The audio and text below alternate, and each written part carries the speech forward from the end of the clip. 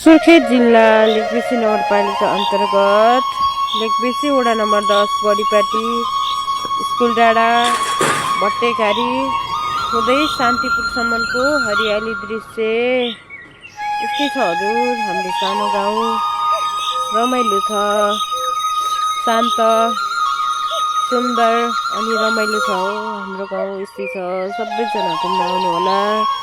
यहाँहरूलाई हाम्रो गाउँमा स्वागत छ।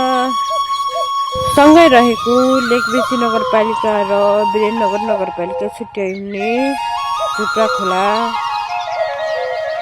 लगायत सुन्दर दृश्य अवलोकन गर्न यहाँहरू आउनुहोला। हाम्रो गाउँमा स्वागत छ हजुरहरूलाई।